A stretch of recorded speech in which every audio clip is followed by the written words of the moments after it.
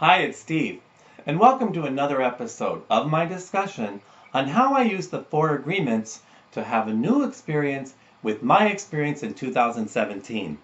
Remember the movie Rocky and how he has to prepare for the biggest fight of his life? All the exercise. Remember when he punches the meat in the meat cooler till his hands bleed? And who can forget the iconic run up the stairs at Philadelphia Town Hall? What a great story of overcoming odds, being beaten down, but then rising up to win the fight. Well, today I wanted to talk about beating the biggest enemy there is, the biggest fight that ever will be, and in fact, the only true enemy we have to beat. And that is, as Don Miguel presents, the thoughts in our minds that aren't loving towards yourself or others. So many of us, myself included, are tempted to see the enemy is outside, or the fight must be won with someone else, or something needs to get out of our way so we can be happy. And yet, as Don Miguel would call this is, in fact, the mitote, or another word for illusion, which is also known as Maya in some spiritual traditions. Well, wait a minute, Steve. What are you talking about?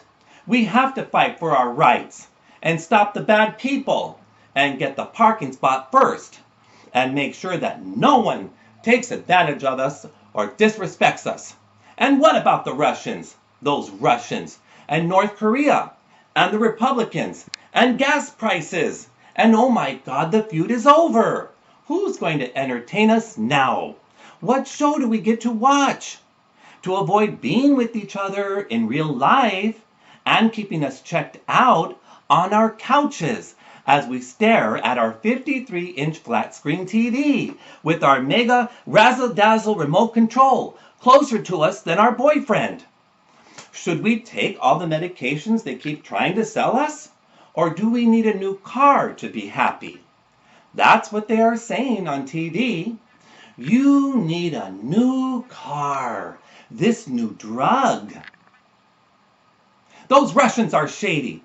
And what's up with North Korea? We need to stop them from being bad boys and pledge allegiance to the flag and chant, "God bless America."